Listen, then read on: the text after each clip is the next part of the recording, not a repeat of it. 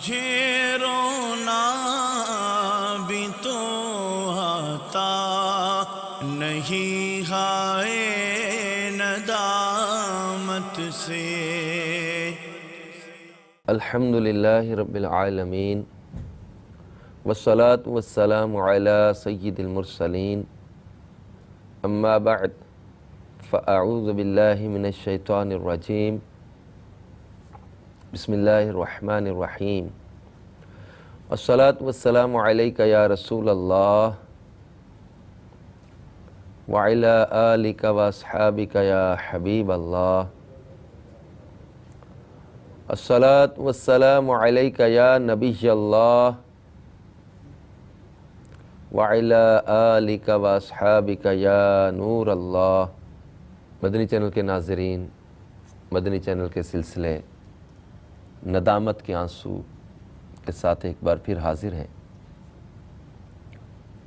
سرکار مدینہ راحت قلب و سینہ، صاحب معطر پسینہ، باعث نزول سکینہ، صلی اللہ تعالی علیہ وآلہ وسلم کا فرمان عالی شان ہے، بروز قیامت تم میں سے میرے زیادہ قریب وہ ہوگا جس نے مجھ پر زیادہ درود پڑھے ہوں گے۔ صلو علی الحبیب صلی اللہ تعالی علی محمد وعلی آلہ وصحبہ وبارک وسلم۔ حضرت سیدنا ابو اسحاق علیہ رحمہ فرماتے ہیں کہ میں نے 30 سال تک اللہ تعالیٰ کی بارگاہ میں دعا مانگی کہ اے اللہ رب العزت، تو مجھے سچی اور خالص توبہ کی توفیق عطا فرما۔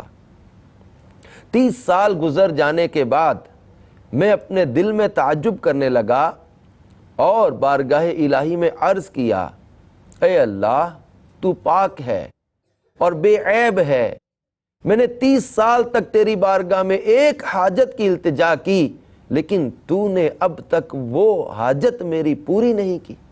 جب حضرت سیدنا ابو اسحاق رحمۃ اللہ تعالی علیہ سو گئے تو خواب میں دیکھا کہ ایک شخص ان سے کہہ رہا تھا، تم اپنی 30 سالہ دعا پر تعجب اور حیرت کرتے ہو، کیا تمہیں یہ نہیں معلوم کہ اللہ سے کتنی بڑی تم چیز مانگ رہے ہو؟ تم اس بات کا سوال کر رہے ہو کہ اللہ تعالیٰ تمہیں اپنا دوست اور محبوب بنا لے، کیا تم اللہ کا یہ فرمان نہیں سنتے؟ بے شک اللہ پسند کرتا ہے بہت توبہ کرنے والوں کو اور پسند رکھتا ہے ستھروں کو۔ یعنی اللہ تبارک و تعالی جل جلالہ کی بارگاہ میں یہ توبہ کس قدر پسندیدہ عمل ہے کہ اللہ انہیں اپنا محبوب بنا لیتا ہے۔ تو خواب میں انہیں فرمایا گیا کہ کیا تم اس محبت کو معمولی سمجھتے ہو؟ یعنی یہ جو توبہ ہے، یہ جو ندامت کے آنسو ہیں، یہ جو اللہ کی بارگاہ میں گریہ وزاری کرنا ہے، استغفار کرنا ہے، یہ اللہ تبارک و تعالی جل جلالہ کی محبت کا راستہ ہے کہ توبہ کرنے والے اللہ کی دوستی کو پا لیتے ہیں، توبہ کرنے والے اللہ تعالیٰ کا قرب پا لیتے ہیں۔ بلکہ حدیث پاک میں پیارے آقا صلی اللہ تعالی علیہ وآلہ وسلم فرماتے، التائب من الذنب کمن لا ذنب لہ، گناہوں سے توبہ کرنے والا ایسا ہے جیسا اس نے گناہ کیا ہی نہیں تھا۔ مگر کرے کیا اس قلب کی قساوت کا، اس دل کی سختی کا کیا کریں کہ یہ سختی جو ہے، یہ دل کی سختی ہمیں توبہ کی طرف آنے نہیں دیتی۔ ندامت، شرمندگی، اس کا احساس نہیں پیدا ہونے دیتی۔ گناہ کر کے اکڑ جاتے ہیں، گناہ کرتے اس کے بعد اس پر بے باک رہتے، تکبر کرتے، بلکہ ہنس ہنس کے دوستوں میں اس کا تذکرہ کرتے۔ اور جبکہ جو خوش نصیب لوگ اس رمز کو پا گئے کہ اللہ تبارک و تعالی جل جلالہ توبہ کرنے والوں کو پسند فرماتا ہے، تو وہ اللہ تعالیٰ کی بارگاہ میں سچے دل سے توبہ بھی کرتے اور اس محبت کی راہ کو پا بھی لیتے ہیں۔ میٹھے میٹھے اسلامی بھائی اور مدنی چینل کے ناظرین، حضرت سیدنا عبداللہ بن مسعود رضی اللہ تعالیٰ عنہ ایک دن مضافات کوفہ سے گزر رہے تھے۔ ان کا گزر فاسقین کے گروہ پر ہوا جو شراب پی رہے تھے۔ زازان نامی ایک گویہ ڈھول پر ہاتھ مار مار کر انتہائی خوبصورت آواز میں گا رہا تھا۔ آپ نے سن کر کہا، کتنی خوبصورت آواز ہے، کاش کہ یہ قرآن کریم کی تلاوت میں استعمال ہوتی، اور سر پر چادر ڈال کر وہاں سے روانہ ہو گئے۔ زازان نے جب آپ کو دیکھا تو لوگوں سے پوچھا یہ کون ہے؟ لوگوں نے بتایا حضور نبی رحمت صلی اللہ تعالی علیہ وآلہ وسلم کے صحابی حضرت عبداللہ بن مسعود رضی اللہ تعالی۔ اس نے پوچھا انہوں نے کیا کہا؟ بتایا گیا کہ انہوں نے کہا ہے کہ کتنی میٹھی آواز ہے، کاش کہ قراءت قرآن کے لیے ہوتی۔ یہ بات سنتے ہی اس کے دل پر رعب سا چھا گیا، اپنے بربط کو زمین پر پٹخ کر توڑ دیا۔ بربط یہ موسیقی کا آلہ، اس نے پٹخ کر توڑ دیا، کھڑا ہوا اور جلدی سے انہیں جا لیا، اپنی گردن میں رومال ڈالا۔ یہ ہے ندامت، یہ ہے ندامت۔ اس نے اپنی گردن میں رومال ڈالا، حضرت عبداللہ ابن مسعود رضی اللہ تعالیٰ کے سامنے رونے لگ گیا۔ حضرت عبداللہ رضی اللہ تعالیٰ نے اسے گلے سے لگایا اور دونوں رونا شروع ہو گئے، اور آپ نے فرمایا میں ایسے شخص کو کیوں نہ محبوب سمجھوں جسے اللہ نے محبوب بنا لیا ہو، میں اسے کیوں نہ محبوب سمجھوں جسے اللہ نے محبوب بنا لیا ہو۔ سیدنا زازان رضی اللہ تعالیٰ نے گناہوں سے توبہ کی اور حضرت عبداللہ رضی اللہ تعالیٰ کی صحبت اختیار کر لی، قرآن کریم اور دیگر علوم سیکھے، حتیٰ کہ علم میں امام بن گئے۔ حضرت عبداللہ بن مسعود رضی اللہ تعالیٰ کی کئی روایات حضرت زازان رضی اللہ تعالیٰ سے مروی ہیں۔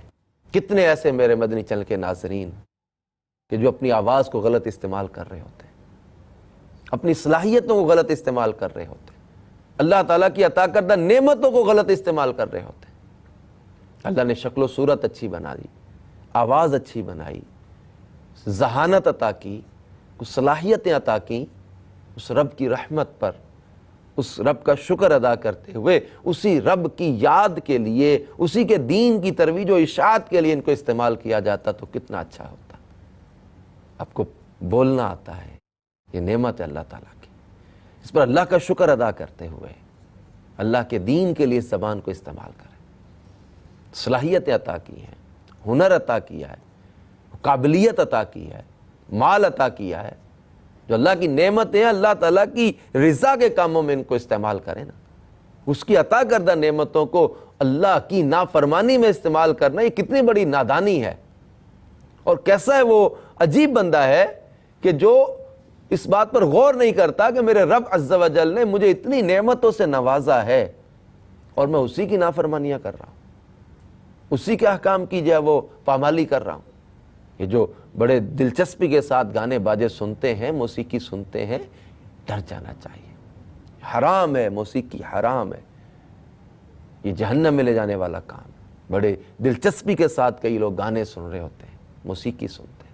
آج کل تو بے احتیاطی اتنی بڑھ گئی ہے کہ لوگ مسجدوں میں ایسے موبائل کی ٹیونز لے کر آ گئے کہ وہ بیل بجتی ہے تو گانا چل رہا ہے، بیل بجتی ہے تو کوئی میوزک چل رہا ہے۔ کس قدر نازک دور آ گیا کہ مساجد میں بھی موسیقی اور گانے اور اس کی دھنیں چل رہی ہوتی۔ یہ نہیں کہ مسجد میں منع ہے تو باہر منع نہیں ہے، موسیقی مسجد میں بھی حرام، باہر بھی حرام۔ مسجد میں اس کی شدت بڑھ جائے گی، حرمت کی، اس کی گناہ کی سختی بڑھ جائے گی۔ نہ اپنے کانوں کو موسیقی سے بچانا ہی ہوگا۔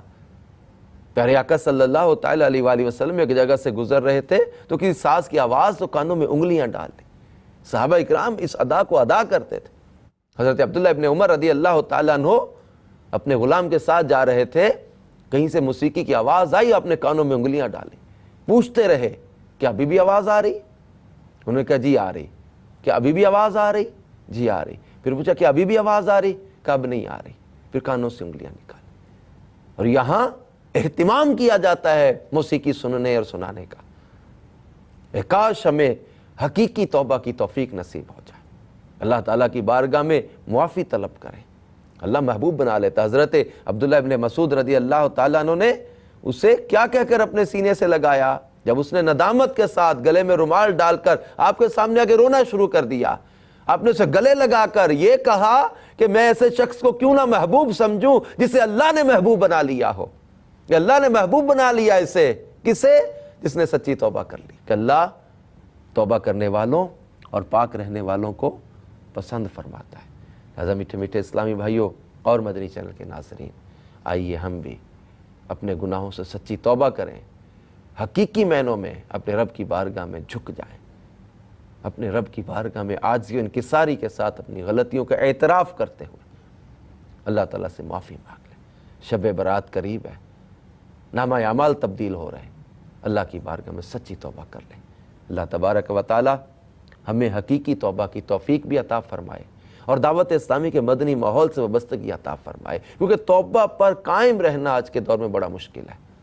और ये दावत इस्लामी का मुश्कबार मदनी माहौल है जो हमें तौबा पर इस्तिकामत का तरीका भी सिखाता है। इस माहौल की बरकत से तौबा पर इस्तिकामत नसीब होती है। कितने ऐसे गाने वाले, सिंगर, बल्कि डांस डायरेक्टर, गुलूकार जो तौबा कर कर के दावत इस्लामी के मदनी माहौल से वबस्ता हुए।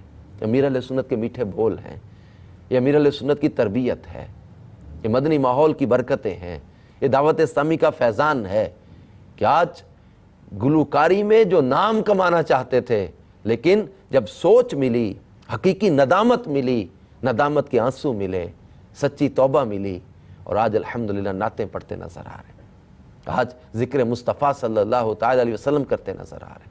दावत इस्लामी के मदनी माहौल से वाबस्ता हो जाइए, इंशाअल्लाह तबारक व तआला तौबा पर इस्तिकामत भी मिलती रहेगी और गुनाहों पर नदामत भी मिलती रहेगी।